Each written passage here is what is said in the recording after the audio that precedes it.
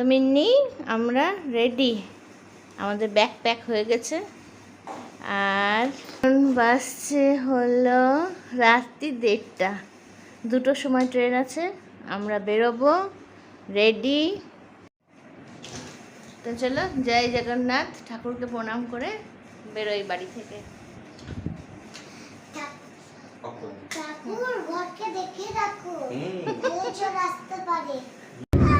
আমরা রেন্টে একটা কার নিয়ে নিয়েছিলাম স্টেশনে যাওয়ার জন্য, তো কারও চলে এসেছে আর আমরা নিচেও চলে এসেছি। তো এবার কারে উঠে চলো স্টেশনের দিকে যাই। আর রাস্তা দেখো এত শুনশান, এমনিতেই আমাদের টাউনশিপ শুনশান থাকে, তারপরে এত রাত্রেবেলা। এখন তো কোনো লোকজন কিচ্ছু নেই, শুধু গেটে সিকিউরিটি থাকবে। আর এই যে আমাদের জগন্নাথ মন্দির, প্রণাম করে নিলাম, দিয়ে এবার চলো। আর রাস্তা দেখো, এরপরে আমরা আঙ্গুলে যাওয়ার রাস্তাও বেরিয়ে এসেছি, পুরো ফাঁকা, কিছু বড় বড় ট্রলার আর ট্রাক চলছিল। স্টেশন পৌঁছে গেছি, আর এসে দেখছি ট্রেন আমাদের 1 hour 17 minute লেটস আছে।